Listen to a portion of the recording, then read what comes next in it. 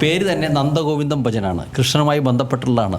അപ്പോൾ സ്വാഭാവികമായും ഓരോ ഹിന്ദുവിൻ്റെയും, അതായത് ഹാർഡ് കോർ ഹിന്ദു സനാതന ധർമ്മത്തിൽ വിശ്വസിക്കുന്ന ഒരു ഹൈന്ദവ വിശ്വാസവുമായി വളരെ അടുത്ത് നിന്നൊരാൾ ചിലപ്പോൾ ചിന്തിക്കുന്നത് അവർ പാടുന്നത് എല്ലാ പാട്ടുകളും ഹൈന്ദവ പാട്ടുകൾ എന്നായിരിക്കും. വാസ്തവത്തിൽ കഴിഞ്ഞ ആഴ്ച വിഷുവോട് ബന്ധപ്പെട്ട് കോട്ടയത്ത് വെമ്പിക്കുളങ്ങര ഒരു കൃഷ്ണക്ഷേത്രത്തിൽ നടന്ന ഭജനിൽ അവർ ക്ഷേത്രത്തിന് വെളിയിലാണ് പാടിയതെന്ന് പറയുന്നത്. അവിടെ പാട്ട് പാടുകയും ആ പാട്ടിൻ്റെ ഇടയിൽ അവർ അറിഞ്ഞുകൊണ്ടല്ല അത് ചെയ്തേക്കുന്നതെന്ന് ഞാൻ മനസ്സിലാക്കിയത്. അവരൊരു ക്രിസ്ത്യൻ പാട്ട് പാടുകയും അതോടനുബന്ധിച്ച് 2 ഗ്രൂപ്പുകളായി മാറുകയും ചെയ്തു. അപ്പോൾ ഒരു ഭാഗത്ത് കേരളത്തിൻ്റെ സാമൂഹിക മത സൗഹാർദ്ദവും മറ്റൊരു ഭാഗത്ത് വിശ്വാസത്തിൻ്റെ അതിരുകളും. അപ്പോൾ വിശ്വാസത്തിൻ്റെ അതിരുകൾ ആരെങ്കിലും ഭേദിച്ചോ എന്നുള്ളതും മറ്റൊരു തരത്തിൽ സാമൂഹിക സൗഹാർദ്ദത്തിൻ്റെ ഭാഗമായിട്ടാണ് പാടിയതെന്നും ഒരു നാണയത്തിൻ്റെ ഇരുവശങ്ങളും ഉള്ള രീതിയിൽ ഇതൊരു ചർച്ചയായി മാറി. പക്ഷേ വാസ്തവത്തിൽ ഈ ചർച്ചകൾ കൊണ്ടൊന്നും കേരളത്തിന് ഗുണമൊന്നും ഉണ്ടാകാൻ പോകുന്നില്ല.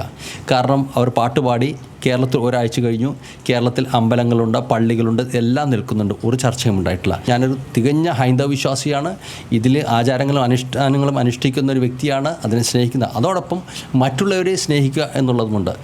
വാസ്തവത്തിൽ എല്ലാവർക്കും ഒരു ലക്ഷ്മണരേഖയുണ്ട്. ആ ലക്ഷ്മണരേഖ കടന്നുപോയി എന്നുള്ളതാണ് സംശയം. പിന്നെ കുട്ടികളാണ്, അവർക്കിത് പറ്റി എന്ന് ചിന്തിച്ചാലും തെറ്റില്ല എന്നുള്ളതാണ്. അപ്പോൾ മറുപറഞ്ഞ് ചോദിക്കുന്നത് ഗുരുവായൂരപ്പൻ്റെ അല്ലെങ്കിൽ മക്കയിൽ പോയിട്ട് ശ്രീകൃഷ്ണൻ്റെ പാട്ട് പാടാൻ സാധിക്കുമോ എന്നുള്ള ചോദ്യമാണ്. അതും ഒരു അപകടം പിടിച്ച ചോദ്യമാണ്. അതുപോലെ ചെന്ന് ചോദിക്കാൻ മലയാറ്റിൽ ചെന്നിട്ട് കൃഷ്ണ നീ ബേഗനെ ബാരോ എന്ന് പാടിയാൽ എങ്ങനെയിരിക്കുമെന്ന് പള്ളിയിൽ ചെന്ന്. അപ്പോൾ ഇത് നമ്മൾ ചിന്തിച്ച് നോക്കുമ്പോൾ എപ്പോൾ ചെയ്യണം, ഏത് സമയത്ത് ചെയ്യണം എന്ന് നാം ചിന്തിക്കണം. എല്ലാവർക്കും, ഞാനുൾപ്പെടെയുള്ള ആളുകൾക്കും ഒരു ലക്ഷ്മണരേഖയുണ്ട്.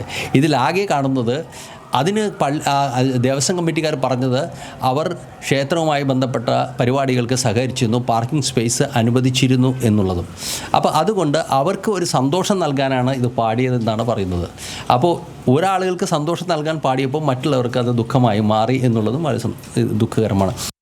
എന്തായാലും BJPയുടെയും RSSൻ്റെയൊക്കെ നേതാവായ CG രാജഗോപാലിൻ്റെ പ്രതികരണമാണ് പ്രേക്ഷകർ ഇപ്പോൾ കേട്ടത്. സാധാരണ സമൂഹ മാധ്യമങ്ങളിലൊക്കെ നടക്കുന്ന പ്രതികരണങ്ങൾ പോലെയല്ല. അദ്ദേഹം കുറച്ചുകൂടെ വളരെ ഒതുക്കി വളരെ ലോജിക്കായിട്ടുള്ള കാര്യങ്ങൾ തന്നെയാണ് അദ്ദേഹം പറഞ്ഞത്. അദ്ദേഹം ഒരു കാര്യം സൂചിപ്പിക്കുന്നത് ശ്രദ്ധിക്കുന്നത് നന്നാണെന്ന് തോന്നുന്നു.